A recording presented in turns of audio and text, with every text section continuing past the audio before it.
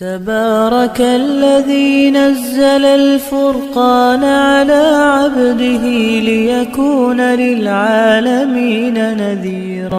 الحمد لله نحمده ونستعينه ونستغفره ونؤمن به ونتوكل عليه ونعوذ بالله من شرور أنفسنا ومن سيئات أعمالنا ونعوذ بالله من شرور أنفسنا ومن سيئات أعمالنا ونعوذ بالله من شرور أنفسنا ومن سيئات أعمالنا من يهده الله فلا مضل له ومن يضلله فلا هادي له ونشهد أن لا إله إلا الله وحده لا شريك له ونشهد أن سيدنا ومولانا محمدا عبده ورسوله صلى الله عليه وعلى آله وأصحابه وبارك وسلم تسليما كثيرا كثيرا. أما بعد فأعوذ بالله من الشيطان الرجيم. بسم الله الرحمن الرحيم. إلا الذين تابوا من بعد ذلك وأصلحوا فإن الله غفور رحيم. إن الذين كفروا بعد إيمانهم ثم ازدادوا كفرا لن تقبل توبتهم وأولئك هم الضالون. إن الذين كفروا وماتوا وهم كفار فلن يقبل من أحدهم ملء الأرض ذهبا ولو افتدى به أولئك لهم عذاب أليم وما لهم من ناصرين. صدق الله العظيم. محترم بھائی اور دوستوں، اس سے پہلے یہود و نصارہ کی برائیاں، ان کی چند خصلتیں بتلائی گئی، اور پھر یہ بات بتلائی گئی کہ یہ یہود و نصارہ جانتے تھے اللہ کے نبی علیہ السلام کو اچھی طرح جانتے تھے، جس طرح باپ اپنے بیٹے کو جانتا ہے اس طرح یہ جانتے تھے، اور سارے حقائق ان کے سامنے واضح تھے. وجاءہم البینات، ساری کھلی ہوئی نشانیاں ان کے سامنے تھی، جیسا کہ تفصیل سے اس سے پہلے بتلایا جا چکا. اس کے باوجود یہ ایمان نہیں لا رہے تھے. تو اللہ نے فرمایا کیف یہدی اللہ قوما کفروا بعد ایمانہم وشہدوا ان الرسول حق وجاءہم البینات، کہ ایسی قوم کو اللہ تعالیٰ کیسے ہدایت دے سکتا ہے کہ جنہوں نے جو گواہی بھی دے رہے ہیں کہ یہ رسول حق ہے اور ان کے پاس کھلی نشانیاں بھی آ چکی ہیں. اللہ تعالیٰ ایسے ظالموں کو ہدایت نہیں دیتا. اور ان لوگوں کی جو سزا تھی وہ سزا بھی سنائی کہ ان پر لعنت ہے اللہ کی، اور فرشتوں کی لعنت ہے، اور تمام لوگوں کی لعنت ہے، اور یہ لعنت خالدین فیہا، ہمیشہ ہمیشہ ان پر یہ لعنت چمٹی رہے گی. لا یخفف عنہم العذاب ولا هم ینظرون، اور عذاب میں کوئی تخفیف بھی نہیں ہوگی، کوئی کمی بھی نہیں ہوگی، اور کوئی موقع اور کوئی مہلت بھی نہیں دی جائے گی. پھر اللہ تعالیٰ یہ سارے واقعات بتلانے کے بعد بھی کہ ایک تو شرک بہت بڑا گناہ، اور ایمان لانے کے بعد مرتد ہو جانا اس سے بھی بڑا خطرناک جرم ہے. اور اس کی سزا تو یہ کہ جیسا کہ 3 دن مہلت دی جائے، اور پھر دارالاسلام ہو تو جو حاکم ہے وہ اسے قتل کر دے، پھر نہ مانے تو گویا کہ مرتد ہو جانا یہ بہت بڑا گناہ ایمان لانے کے بعد، ہدایت ملنے کے بعد. تو اتنے بڑے گناہ کے باوجود اللہ تعالیٰ نے پھر آگے کیا فرمایا؟ الا الذین تابوا، مگر وہ لوگ جنہوں نے توبہ کی من بعد ذلک، اس کے بعد بھی. گویا کیا جتنا بھی بڑا گناہ کر لے انسان، کفر ہو یا شرک ہو، اتنے بڑے بڑے گناہ، اور پھر ایمان لانے کے بعد ارتداد کا اور مرتد ہو جانے کے بعد لیکن پھر وہ توبہ کر لے دوبارہ، تو بھی اللہ تعالیٰ کہتے ہیں کہ اس کے لیے بھی توبہ کا راستہ کھلا ہوا ہے.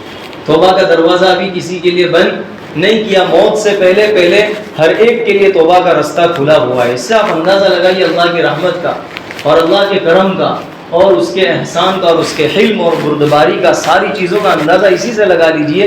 اتنے بڑے گناہ کے باوجود اللہ کہہ رہا ہے الا الذین تابوا من بعد ذلک، کہ اگر وہ توبہ کر لے گا سچے دل سے تو ہم ایسا نہیں کہ اسے معاف نہیں کریں گے، اس کی توبہ قبول نہیں کریں گے، توبہ قبول کر لیں گے ان سب چیزوں کے باوجود۔ اس سلسلے میں ایک دو واقعہ سناتا چلوں تاکہ پتہ چلے کہ اللہ تعالیٰ کتنا بڑا رحیم ہے، کہ کتنے ہی بڑا گنہگار کیوں نہ ہو، زمین بھر کر گناہ کرنے والا ہی کیوں نہ ہو، اس کے باوجود اللہ تعالیٰ اس کے گناہوں کو معاف فرما دیتا ہے۔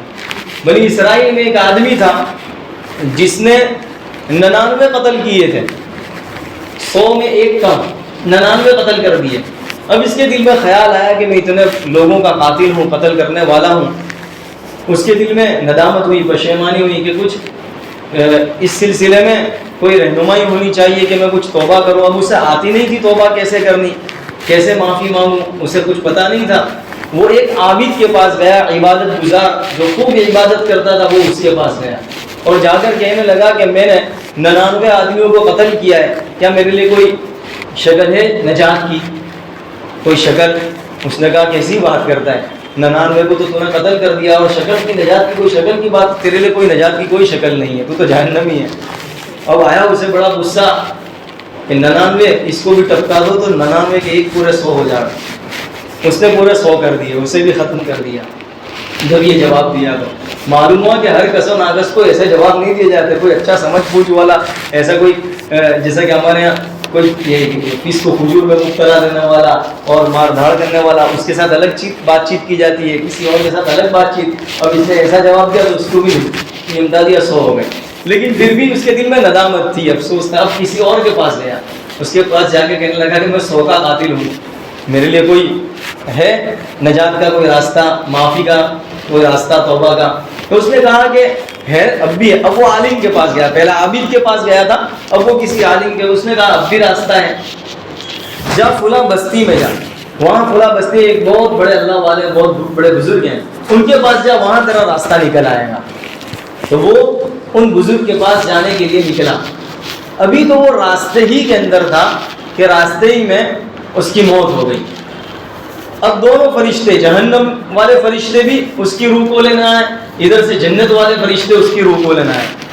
اب دونوں میں جھگڑا ہوا، جہنم والے کہنے لگے اس نے تو اتنے سب گناہ کیے ہیں اور اس نے ابھی معافی کی نہیں ہے، ابھی توبہ تو ہوئی نہیں ہے، ہم اس کی روح نکالیں گے۔ وہ جنت والے جو فرشتے تھے وہ کہنے لگے کہ نہیں، ہم اس کی روح نکالیں گے، اگرچہ اس نے معافی نہیں کی لیکن معافی کے لیے وہ نکل چکا تھا، ہم اس کی روح نکالیں گے۔ اب دونوں میں جھگڑا ہوا تو اللہ تعالیٰ نے دونوں میں راستہ نکالنے کے لیے ان سے کہا کہ ٹھیک ہے، تم اس کی زمین ناپو، یہ جس زمین کے قریب ہوگا تو اس کو وہ فرشتے لے جائیں گے، اگر یہ اپنی بستی کے قریب ہے تو جہنم والے فرشتے لے جائیں گے، اور اگر نیک جس بستی کی طرف یہ جا رہا تھا، نیک بستی کی طرف، نیک لوگوں کی، اگر یہ اس کے قریب ہوگا تو یہ جنت والے جو فرشتے وہ اس کی روح کو لے جائیں گے۔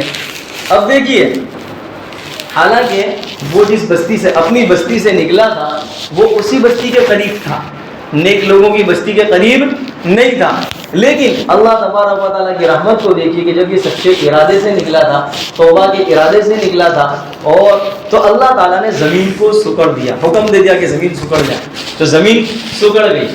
جب ناپا گیا تو یہ جو جس بستی کے قریب، جب ناپا گیا تو یہ اس بستی سے دور تھا، جس بستی میں یہ رہتا تھا وہ دور تھی، اور جو نیک لوگوں کی بستی تھی وہاں ناپا گیا، یہ اس سے بالکل قریب تھا، گویا کہ جو جنت والے فرشتے تھے وہ اس کی روح کو لے گئے۔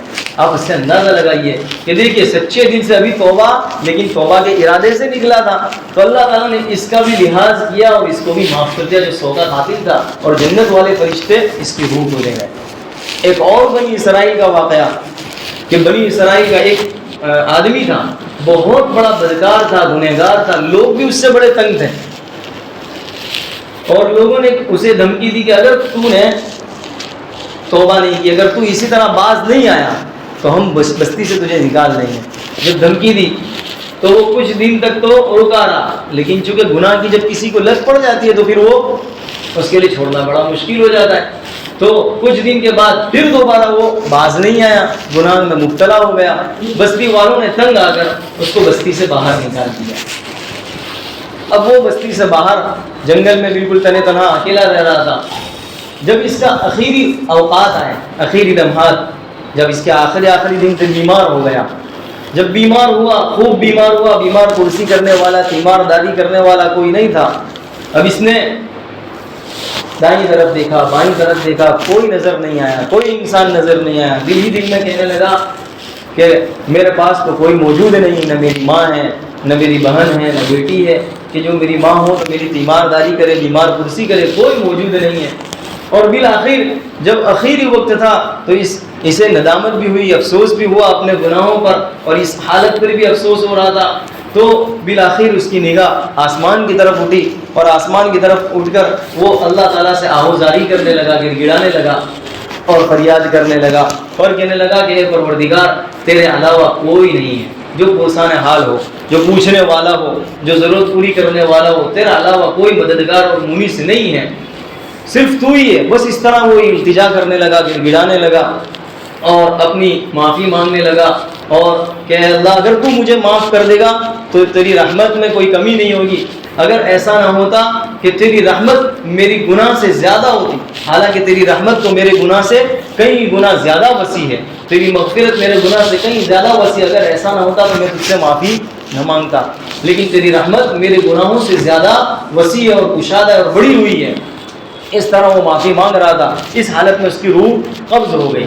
جب روح قبض ہو گئی تو حضرت موسیٰ علیہ السلام کو اللہ تعالیٰ نے وحی نازل کی، فرمایا کہ جاؤ فلاں جگہ ویرانے میں میرا بندہ پڑا ہوا ہے، وہ اس کا انتقال ہوا، اس کی جنازے کی نماز پڑھاؤ، اور یہ اعلان کر دو کہ اس کی جنازے کی نماز میں جو شریک ہوگا اس کے بھی گناہ معاف ہو جائیں گے. اور یہ بھی کوئی قید نہیں کہ 1000 2000 3000، جو کوئی اس کے جنازے کی نماز میں شریک ہوگا اس کے گناہ بھی معافی کا اعلان کر دیا. حضرت موسیٰ علیہ السلام نے جب یہ اعلان کیا تو بہت مجمع، کون نہیں ہوگا کہ جو اپنی معافی نہ چاہتا ہو اور توبہ نہ چاہتا ہو کہ اس کی توبہ کی گارنٹی بھی ہے کہ قبول ہو جائے گی جنازے کی نماز پڑھنے پر. تو بہت سارا مجمع جمع ہو گیا. لیکن جو لوگ آئے دیکھے تو صحیح کہ یہ ہے کون اللہ کا ولی کہ جس پر معافی کا اعلان ہے. دیکھا تو یہ تو وہی بندہ ہے جس کو ہم نے بستی سے دھکیل کر نکال دیا تھا، یہ تو وہی بندہ ہے، وہی بدکار اور وہی نافرمان ہے. یہ تو بڑے حیران ہوئے. حضرت موسیٰ علیہ السلام نے بھی دیکھا یہ تو وہی بندہ ہے، وہ بھی بڑے حیران ہوئے، یہ تو وہی بندہ ہے. اور اللہ تعالیٰ کہہ رہا ہے کہ یہ تو میرا ولی ہے اور میرا دوست ہے، اور لوگوں نے تو اس کو اپنی بستی سے باہر نکال دیا تھا اتنا اس کو فجور اور نافرمانی کی وجہ سے. وہ بھی بڑے حیران، یہ بھی بڑے حیران. حضرت موسیٰ علیہ السلام نے رب سے فرمایا، رب سے عرض کی کہ اے رب، یہ وہی بندہ ہے اور جس کے بارے میں تو نے اعلان کیا، حالانکہ یہ تو وہ بندہ تھا جیسا کہ لوگ بھی کہہ رہے ہیں کہ یہ تو وہی بندہ ہے. تو اللہ تبارک و تعالیٰ نے کہا آپ جو کہہ رہے ہیں وہ بات بھی برابر ہے اور ہم جو کہہ رہے ہیں وہ بھی صحیح ہے. بات دراصل یہ ہے کہ یہ ہے تو بڑا نافرمان تھا، لیکن جب اس کے آخری لمحات آئے تو اس وقت اس نے آہوزاری کی اور گڑ گڑایا تو میری رحمت جوش میں آئی. میری رحمت نے اس بات کو گوارا نہ کیا، اس بندے کا میرے علاوہ کوئی پرسان حال نہیں ہے، کوئی سہارا نہیں ہے، یہ بے سہارا ہے. تو میری رحمت جوش میں آئی اور میری رحمت نے یہ گوارا نہیں کیا کہ اس کو میں ایسے ہی چھوڑ دوں. میں نے اس بندے کے تمام گناہوں کو معاف کر دیا اور اپنا دوست بنا لیا. تو یہ چیزیں ہیں، ایسے ایک نہیں سینکڑوں واقعات ہیں کہ اللہ تبارک و تعالیٰ نے کتنے بڑے بڑے بدکار اور گنہگار تھے، اللہ تبارک و تعالیٰ نے تمام کے گناہوں کو سچی پکی توبہ کرنے پر معاف کر دیا. اس لیے ہمیں بھی چاہیے کہ جب کبھی کوئی گناہ ہو جائے، نافرمانی ہو جائے تو فوراً توبہ. ایک مرتبہ پھر گناہ ہوا وہی توبہ، 100 مرتبہ وہی گناہ ہو تو پھر توبہ. اس کا نتیجہ یہ ہوگا کہ اس کا شمار توابین میں ہوگا، توبہ کرنے والوں میں ہوگا، اور پھر اس کا نتیجہ یہ ہوگا کہ ایک وقت آئے گا اس قدر کثرت سے توبہ کرنے کے نتیجے میں اس گناہ کی نفرت اللہ تعالیٰ اس توبہ کے نتیجے میں ڈال دے کہ اس سے اس گناہ سے نفرت ہو جائے گی اور پھر وہ گناہ نہیں کرے گا. یہ اس کا فائدہ ہوگا. اس لیے انسان کو چاہیے کہ توبہ کا انتظار نہ کرے. ابھی گناہ کیا فوراً کوئی 2 رکعت نماز پڑھنے کی بھی کوئی ضرورت نہیں ہے، دل ہی دل سے توبہ کر لے.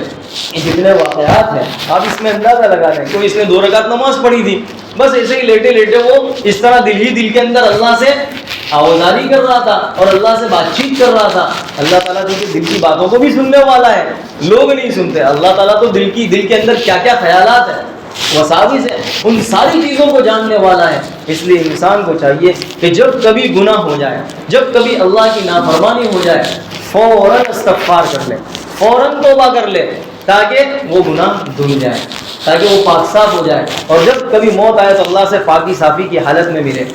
اس کا بہت بڑا فائدہ ہے، اس لیے ہمیں یہ عمل کرنا چاہیے۔ الا الذین تابوا من بعد ذلک واصلحوا، اس کے بعد اگر کسی نے توبہ کر لی، اور پھر دوسری چیز بھی اللہ نے فرمائی واصلحوا، اصلاح کر لے، اچھا کام کر لے، نیکی کا کام کر لے، یہ بھی انسان کو کرنا چاہیے۔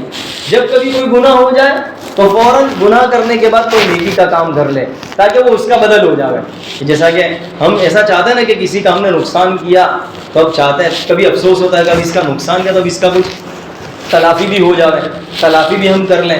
تو یہاں پر جیسے گناہ ہوا، نافرمانی، تو فوراً اس کی تلافی صدقہ و خیرات کر دیا، 1 روپیہ صدقہ کر دیا، 10 روپے صدقے کر دیے، یا اور کوئی کسی کے کام آ گئے، کسی کی ضرورت پوری کر دی، یا کسی کے اور کچھ کام آ گئے، تو اس طرح کی وہ اصلاح نیکی کر لیں۔ حضرت مولانا اشرف علی تھانوی رحمۃ اللہ علیہ فرماتے ہیں کہ اسلام میں یہ بات بھی داخل ہے، حقوق العباد اور حقوق اللہ کو پورا کیا جائے۔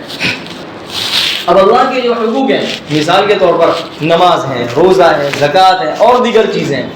اب ظاہر ہے نماز جو چھوٹی ہوئی ہے، اب صرف نماز چھوٹ گئی تو اللہ تعالیٰ سے معافی مانگ لے تو اس طرح کام چلنے والا نہیں ہے، بلکہ یہ نماز سال کی چھوٹی ہوئی ہے، 1 سال کی، 2 سال کی چھوٹی ہوئی ہے، ارے ایک نماز چھوٹی ہوئی ہے، ایک صرف، تو بھی صرف اللہ تعالیٰ معاف کر دے تو معافی نہیں ہوگی جب تک کہ وہ نماز کو جو قضا ہو گئی ہے اس قضا کو ادا نہ کر لے، تب تک معافی کیسے ہو سکتی ہے؟ ابھی مثال کے طور پر ایک آدمی سے 1000 روپے لیے، اے بھائی معاف کر دے نا، معاف کر دے، ہاں معاف کر دے، نہ نہیں ہے، 1 مہینے کی مہلت تھی، اب 1 مہینے میں نہیں دیے، دوسرا مہینہ آ گیا، تو تیسرا مہینہ آ گیا، اے بھائی معاف کر دے نا یار، وہ بھول ہو گئی، ہاں چل معاف، 3 مہینے نہیں 4 مہینے بعد بھی پتہ لے گا تو معاف، ایسے کیسے معاف؟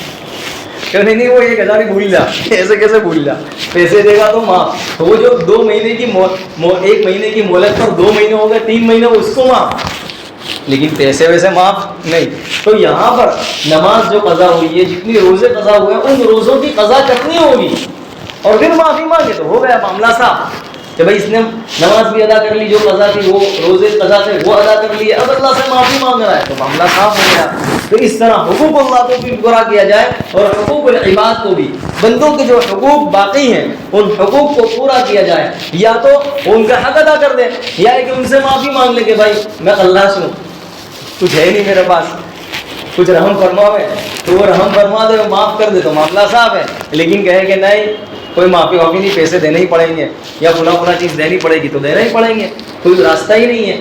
تو حقوق اللہ حقوق العباد دونوں کو پورا کیا جائے، تب جا کے یہ توبہ کامل ہوگی، ورنہ صرف ایسے ہی اے اللہ معاف کر دے، اس سے کام چلنے والا نہیں ہے کہ 1 لاکھ کا کوبان کر دیا، اے اللہ معاف کر دے، نہیں دینے کی کوئی بات ہی نہیں ہے، یہ تو چلتا ہی رہے گا سلسلہ، پھر تو یہ معاملہ نہیں ہوگا۔ توبہ کرنی ہے، لیکن جن لوگوں کے حقوق تلف کیے، چاہے وہ حقوق اللہ میں سے ہوں، اللہ کے حقوق ہو یا بندوں کے حقوق ہو، ان کو پورا کرنا ہوگا، پھر یہ توبہ کرے انسان سچے دل سے تو توبہ یہ کامل ہوگی اور اللہ تعالیٰ معاف فرما دے گا۔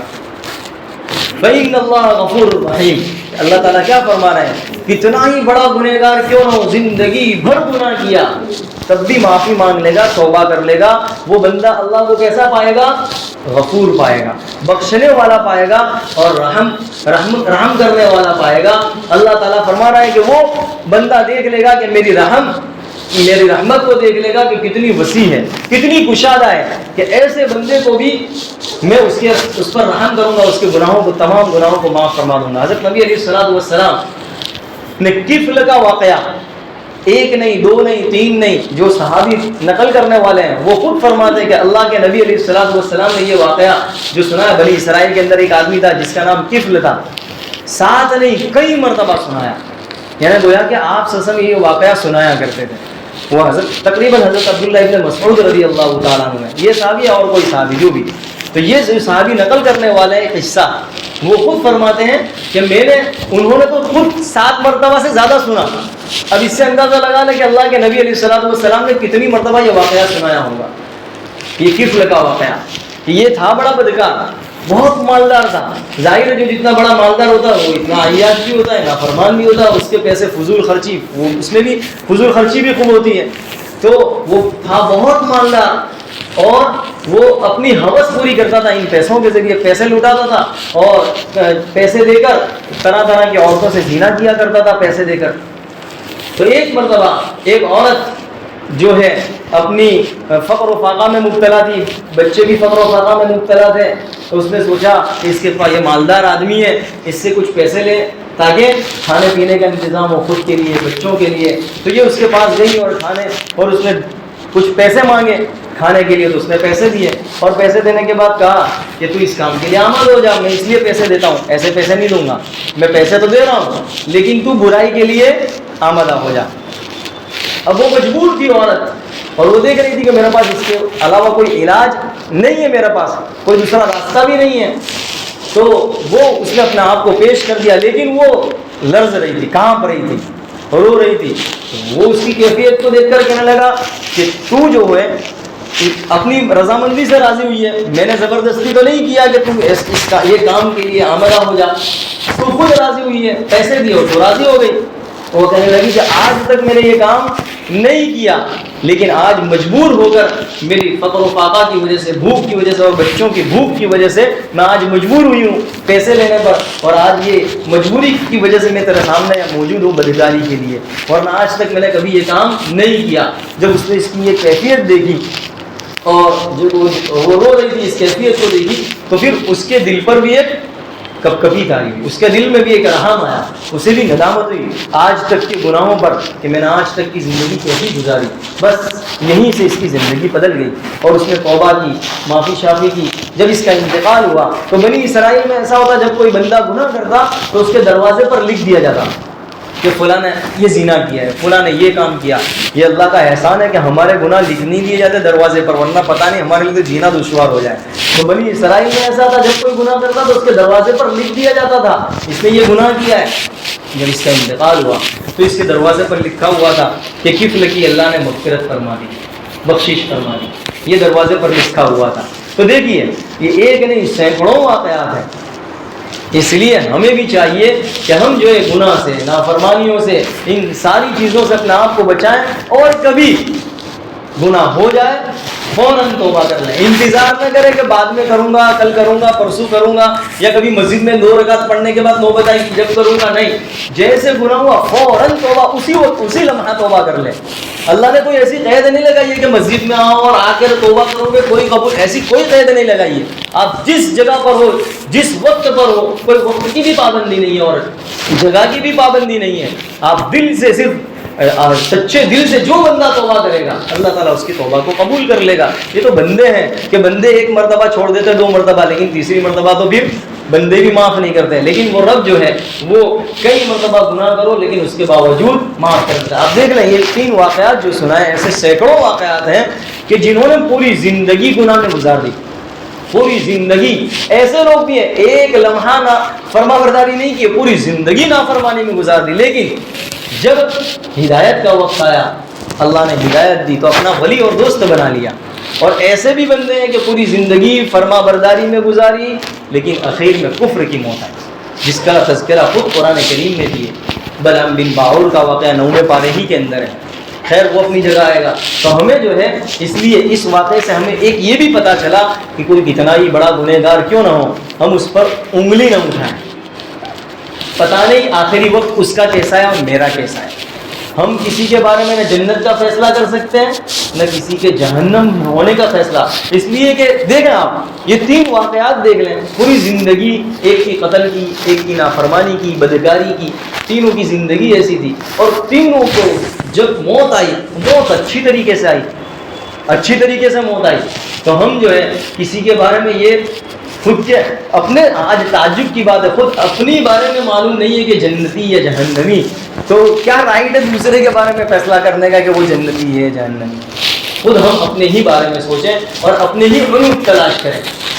اللہ تعالیٰ گناہ نافرمانی سے میری اور آپ کی حفاظت فرمائے، اور توبہ کرنے کی ہمیں بار بار توبہ کرتے رہیں اور توابین میں ہمارا شمار فرمائے۔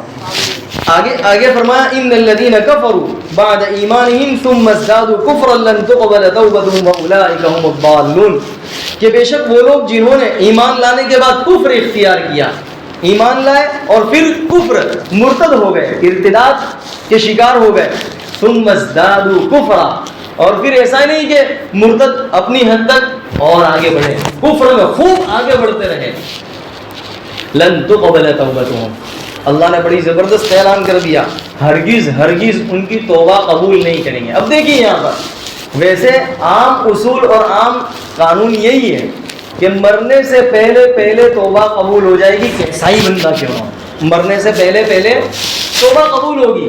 اب یہاں کہہ رہے ہیں کہ توبہ قبول ہی نہیں کریں گے، تو اس کا مطلب یہ ہے کہ توبہ کی توفیق نصیب ہی نہیں ہوگی اسے۔ ایک یہ بھی تو چیز ہے نا، دو الگ الگ چیز ہے۔ ایک تو یہ ہے کہ ایک بندے نے گناہ کیا اور اللہ کی طرف سے توبہ کی توفیق ملی تو توبہ بھی کر لی، لیکن گناہ کرنے کے بعد توبہ کی توفیق ہی نہیں ہو رہی ہے۔ کتنے بندے آپ دیکھیں گے کہ گناہ، ارے ایک کتنے بندوں کو روکو، دل اتنے سخت ہو جاتے ہیں، ارے یہ 3 گناہ، چوتھا اور صحیح، 3 تو کر ڈالے، چوتھا اور صحیح، یعنی آسانی سے گناہ اور توبہ کی توفیق تک نہیں ہوتی۔ اللہ تعالیٰ فرماتا ہے ایسے بندوں کو توبہ کی توفیق ہی نہیں ہوگی کہ وہ توبہ کریں۔ جب توبہ کریں گے تو معافی ہوگی نا، توبہ کی توفیق ہی سلب کر لی جائے گی۔ اس قدر گناہ میں جب آگے بڑھ جاتا ہے لن تقبل توبتهم، ورنہ موت سے پہلے تو ہر ایک کی توبہ قبول ہو جاتی ہے۔ ہاں یہ اور بات ہے کہ جب موت کا وقت آتا ہے، اور جب موت کے وقت جب بندہ دیکھ لیتا ہے اپنے منظر، جب سارے غیب کے پردے ہٹ جاتے ہیں، فرشتوں کو دیکھ لیا اور ساری چیزوں کو جب دیکھ لیتا ہے، مناظر دیکھ لیتا ہے، اس کے بعد پھر توبہ قبول نہیں ہوتی مانگے تو بھی۔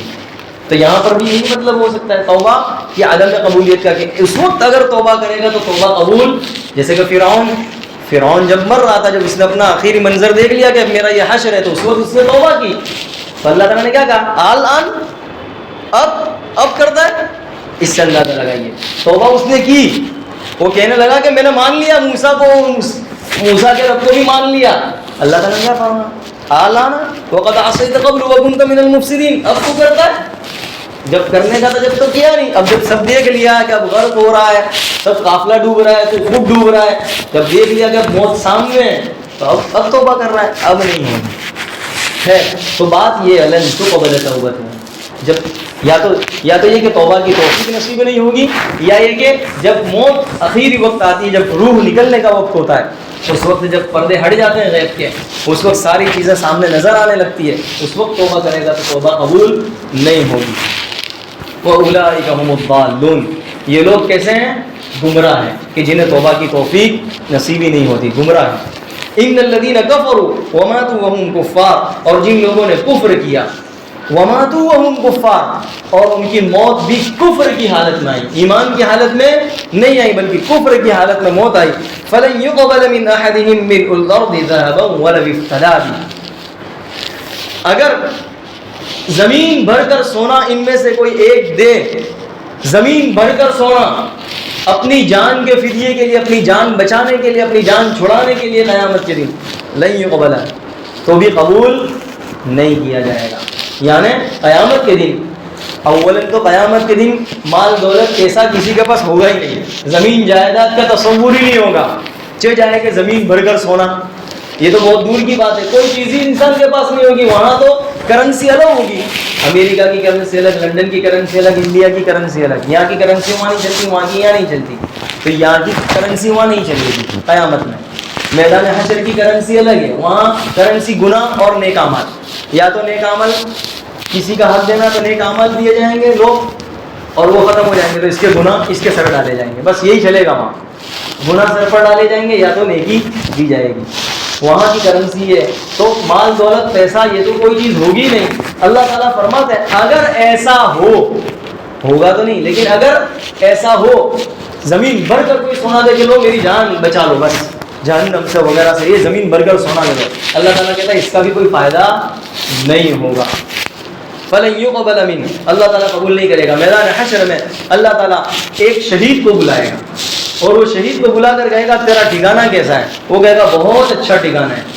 پھر اللہ تعالیٰ فرمائے گا تیری کوئی اور خواہش تمنا، تو وہ کہے گا کہ میری خواہش یہ ہے کہ تو مجھے دوبارہ دنیا میں بھیج اور دوبارہ میں تیرے راستے میں جہاد کروں اور جنگ کروں اور دوبارہ میں شہید ہوں، یہ اس کی خواہش ہوگی، جیسا کہ اللہ کے نبی کی خواہش تھی کہ میں شہید ہوں دوبارہ پھر زندہ کیا جاؤں، پھر شہید ہوں، پھر زندہ کیا جاؤں، پھر شہید ہوں. یعنی شہید کی یہ خواہش رہے گی، یعنی بار بار قتل کیا جاؤں، بار بار شہید کیا جاؤں. اس لیے کہ شہادت کا درجہ ہی کچھ ہوا. اللہ تعالیٰ ہم سب کو شہادت کا درجہ عطا فرمائے. یہ بہت بڑا درجہ ہے شہادت کا درجہ. تو اللہ کے نبی نے بھی خود خواہش کی کہ میری یہ تمنا ہے اور خواہش ہے کہ بار بار شہید کیا جاؤں اور دوبارہ زندہ کیا جاؤں. تو یہ اس کی خواہش ہوگی، تمنا ہوگی شہید کی کہ دوبارہ زندہ دنیا میں بھیجا جاؤں اور شہادت کا مرتبہ حاصل کروں. اللہ تعالیٰ فرمائے گا اس کی اجازت نہیں. پھر ایک کافر کو بلائے گا، اسے کہا جائے گا تیرا ٹھکانہ کیسا ہے؟ کہے گا بہت برا ٹھکانہ ہے. پھر اللہ تعالیٰ کہے گا تیری کوئی خواہش تمنا، اگر تجھے اللہ تعالیٰ کہے گا اگر تجھے زمین بھر کر سونا دیا جائے اور تو اپنی جان چھڑانے کے لیے جان کے فدیے میں دینا چاہے تو تو دے گا؟ کہے گا ہاں بالکل دوں گا. اللہ تعالیٰ کہے گا تو جھوٹا ہے، تجھ سے تو صرف اتنا مطالبہ کیا گیا تھا کہ تو مجھے ایک مان لے کہ میں ایک اللہ ہوں، میرا علاوہ کوئی شریک نہیں، بس اتنا ہی کہا گیا تھا تجھ سے، تو نے یہ کام نہیں کیا، تو جھوٹا ہے. تو وہاں پر گویا کہ زمین بھر کر اگر سونا بھی دیا جائے تو کوئی فائدہ نہیں. اول تو وہاں کی کرنسی یہ نہیں اور کسی کے پاس یہ چیز ہوگی نہیں. انسان آتا ہے جس طرح، جاتا بھی اسی طرح. جس طرح برینا اور کنگا حالت میں آیا تھا جائے گا بھی اسی طرح. صرف کفن ہوگا وہ بھی 3 دن 2 دن میں وہ بھی پھٹ جائے گا، بلکہ انسان کی ناش بھی جو وہ بھی 3 دن میں پھٹ جاتی ہے. تو انسان جیسا آیا تھا ایسا جائے گا. اللہ تعالیٰ فرماتا ہے کوئی چیز قبول نہیں کی جائے گی. اولئک لہم عذاب. گویا کہ اللہ تعالیٰ بتلانا یہ چاہتے ہیں یہ جتنی چیزیں انسان کے تصور میں ہو سکتی ہے کہ میں، جیسا کہ مشرکین مکہ یہی تو کہتے تھے ہم یہاں مالدار، وہاں بھی مالدار، وہاں بھی پیسے دے کے اپنے آپ کو چھڑا لیں گے، ایسا کہتے تھے لوگ. آج بھی ایسے لوگ ہیں جو یہ خیال رکھتے ہیں ہم تو اتنا مالدار ہے پیسہ دے کے چھڑ جائیں گے. اللہ کہتا ہے پیسہ ویسا کچھ کام نہیں آئے گا. سب جگہ کی کرنسی الگ ہے. ہم دیکھ رہے ہیں نا کتنے ملک ہیں، سب کی کرنسی الگ الگ ہے. اللہ تعالیٰ فرماتا ہے یہ دنیا الگ ہے، وہاں یہاں کی کرنسی الگ، تو پھر وہاں کی بھی کرنسی الگ ہے، وہاں الگ ہی چلے گی بات. تو اللہ تعالیٰ آگے کہہ رہا ہے اولئک لہم عذاب علیم. ان کے لیے دردناک عذاب ہے، دکھ دینے والا عذاب. وما لہم من ناصرین. اور کوئی مدد کرنے والا بھی نہیں ہوگا. پیسہ وہ بھی کام نہیں آئے گا، وہ تو پہلے ہی بتلا دیا. طاقت، دنیا میں تو انسان جب پھنستا ہے تو طاقت کے بل بوتے پر اپنے آپ کو بچا لیتا ہے ہیلا کر کے، یا یہ کہ کوئی سفارش کرنے والے کو لا کے کھڑا کر دیتا ہے، لوگ سفارش کر دو کچھ کام ہو جائے گا اپنا، تو سفارش کر کے کام چلا لیتا ہے. اللہ تعالیٰ فرمائے گا نہ سفارش سے کام چلے گا، نہ طاقت قوت سے کام چلے گا، اور نہ کوئی تمہارا دوست آئے گا، نہ کوئی خاندان والا، کوئی نہیں آئے گا، کوئی بچانے والا، کوئی مددگار نہیں ہوگا. وما لہم من ناصرین. یہ تیسرا پارہ الحمدللہ یہاں ختم ہوا. آگے چوتھا پارہ ہے، انشاءاللہ وہ اس کی تفسیر آئندہ کی جائے گی. اللہ تعالیٰ جو بات کہی گئی اللہ تعالیٰ مجھے اور آپ کو عمل کی توفیق عطا فرمائے. سبحانك اللهم وبحمدك وتبارك اسمك وتعالى جدك ولا إله غيرك. اللهم صل على محمد وعلى آل محمد كما صليت على إبراهيم وعلى آل إبراهيم إنك حميد مجيد. اے اللہ ہمارے گناہوں کو معاف فرما، خطاؤں سے درگزر فرما. اے اللہ یقیناً ہم گنہگار ہیں. اے اللہ سر کے بالوں سے لے کر پیر کے ناخن تک گناہوں کی گندگیوں میں ملوث ہیں. اے اللہ بار بار گناہ کر کے اے اللہ ہم نے اپنے آپ کو اے اللہ گناہوں سے ملوث کر دیا، اپنے دل کو گندا کر دیا، اپنے جسم کو گندا کر دیا. اے اللہ بہت گناہ کیے ہیں، بہت نافرمانیاں کی ہے. اے اللہ تجھے بہت ناراض کیا ہے. اے اللہ اس گندی حالت میں اے اللہ جرم کرتے ہوئے، نافرمانی کرتے ہوئے تیرے سامنے حاضر ہوئے ہیں. اے اللہ توبہ کے لیے حاضر ہوئے ہیں. اے اللہ معاف فرما دے، اے اللہ معاف فرما دے. اے اللہ ہمیں سچی پکی توبہ کرنے والا بنا دے. اے اللہ ہمیں توابین میں شامل فرما دے. اے اللہ ہمیں توابین میں شامل فرما دے. اے اللہ تیرے نیک بندوں میں شامل فرما دے. اے اللہ تیرے برگزیدہ بندے اور مقرب بندوں میں شامل فرما دے. اے اللہ نافرمان اور اے اللہ گنہگار بندوں میں شامل ہونے سے ہماری پوری حفاظت فرما دے. اے اللہ گناہ کی نفرت اور نیکیوں کی رغبت ہمارے قلوب میں پیوستہ فرما دے. اے اللہ بڑا گندا ماحول ہے، بڑا گندا ماحول ہے. اے اللہ اس ماحول میں ایمان کی حفاظت، آنکھ کی حفاظت بڑا مشکل کام ہے، بڑا مشکل مرحلہ ہے. لیکن اے اللہ تو جسے توفیق دے دے اس کے لیے کوئی مشکل نہیں ہے. تو جسے ہدایت دے دے اس کے لیے چلنا بہت آسان ہے. اے اللہ ایسے سنگین ماحول میں ہمارے ایمان کی حفاظت فرما۔ اے اللہ ڈاکہ ڈالنے والوں نے ڈاکے ڈال رکھے ہیں، اے اللہ سازش اور پلاننگ بنا کے تیار کر رکھے ہیں، اے اللہ جیسا ہی سنگین ماحول کیوں نہ ہو، اے اللہ ہمارے ایمان کی تو حفاظت فرما۔ ہمارے اے اللہ ہم یقیناً کمزور ہیں، اے اللہ بہت کمزور ہیں، اے اللہ ہم آزمائش کے قابل نہیں ہیں، اے اللہ تیرے امتحان کے قابل نہیں ہیں، اے اللہ ہم بڑے کمزور ہیں، اے اللہ بڑی چھوٹی سی چھوٹی آزمائش سے ہم گھبرا جاتے ہیں، اے اللہ بڑے گھبرا جاتے ہیں، اے اللہ ایک مصیبت، اے اللہ چھوٹی سی چھوٹی مصیبت ہو، پریشانی ہو، بیماری ہو، اے اللہ ہمارا ایمان ڈگمگا جاتا ہے، اے اللہ ہم بڑے کمزور ہیں، اے اللہ ہمیں آزمائش میں مبتلا نہ فرما، اے اللہ ہمیں آزمائش میں مبتلا نہ فرما، اے اللہ ہمارے ایمان کو مضبوط بنا، اے اللہ ہمیں مضبوط ایمان والا بنا، اے اللہ اپنا بندہ بنا، اے اللہ اپنا بندہ بنا، اے اللہ ابنائے دنیا میں سے نہ بنا، ابنائے آخرت میں سے بنا، ابنائے آخرت میں سے بنا، اے اللہ تیرے احکام پر چلنے والا بنا، اے اللہ تیری فرما برداری کرنے والا بنا، تیری مرضیات پر زیادہ سے زیادہ چلا کر نامرضیات سے پوری حفاظت فرما۔ حضرت نبی علیہ الصلوۃ والسلام کے طریقوں پر چلنے کی ہمیں توفیق عطا فرما، اے اللہ زندگی کے ہر شعبے میں آپ کے طریقے کو اختیار کرنے اور اپنانے کی ہمیں توفیق اور سعادت نصیب فرما، اے اللہ جہاں کہیں مسلمان ہیں اے اللہ ان مسلمانوں کی پریشانی کو دور فرما، اے اللہ جو انتخابات الیکشن آ رہا ہے اے اللہ اس الیکشن میں مسلمانوں کے لیے خیر کا معاملہ فرما، اے اللہ خیر کا معاملہ فرما، اے اللہ زیادہ سے زیادہ مسلمانوں کے ووٹنگ ہوئے، اے اللہ ایسے خیر کے فیصلے فرما اور مسلمانوں کے لیے خیر کے فیصلے فرما، خیر کے فیصلے فرما، اے اللہ عزت کے فیصلے فرما، اے اللہ ایسے حکمران، اے اللہ ایسے حاکم اے اللہ ہمیں عطا فرما، اے اللہ جو ہم پر رحم کرنے والا ہوں، اے اللہ جو انصاف کرنے والے ہوں، جو عدل و انصاف کے خواہاں ہوں، چاہنے والا ہوں، ایسے حکمران کو اے اللہ ہم پر اے اللہ ایسا حاکم مقرر فرما، اے اللہ ایسے حاکم مقرر نہ فرما جو اے اللہ ظلم زیادتی کے طلبگار ہوں، اے اللہ ظلم زیادتی اے اللہ ظلم کرنے والے ہوں، اے اللہ فساد مچانے والے ہوں، نفرتوں کو پھیلانے والے ہوں، اے اللہ ایسے لوگوں سے ہماری حفاظت فرما،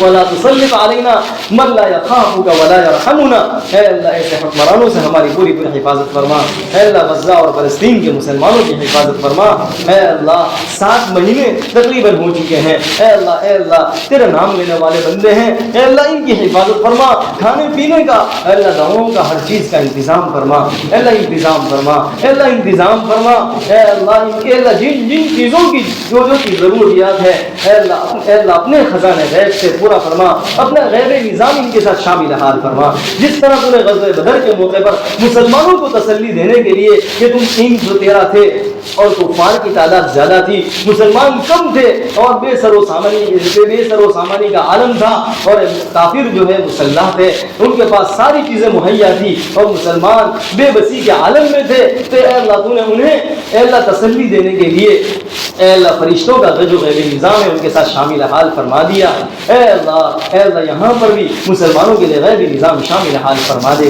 اپنا غیبی نظام شامل حال فرما دے، اے اللہ ساری چیزوں کو اپنے خزانے غیب سے پورا فرما، اپنے خزانے غیب سے پورا فرما، تیرے لیے کوئی مشکل نہیں ہے، اے اللہ تیرے ہی فیصلے چلتے ہیں، اے اللہ تیرے ہی حکم چلتا ہے، تیری ہی تدبیریں چلتی ہے، اے اللہ تو اپنی تدبیر کام اے اللہ کارگر فرما، اے اللہ تو بتلا دے کہ میں ان کا خدا ہوں، میں ان کا رب ہوں اور پروردگار ہوں، اے اللہ تو اپنی قدرت اے اللہ ان کے ساتھ شامل حال فرما، اے اللہ اپنی مدد شامل حال فرما، اے اللہ جو مانگا عطا فرما، جو مانگنے سے رہ گیا اپنی شان عطا فرما، ربنا تقبل منا انك انت السميع العليم وتب علينا انك انت التواب الرحيم، وصلى الله على النبي الكريم، سبحان ربك رب العزة عما يصفون وسلام على المرسلين والحمد لله رب العالمين برحمتك يا ارحم الراحمين.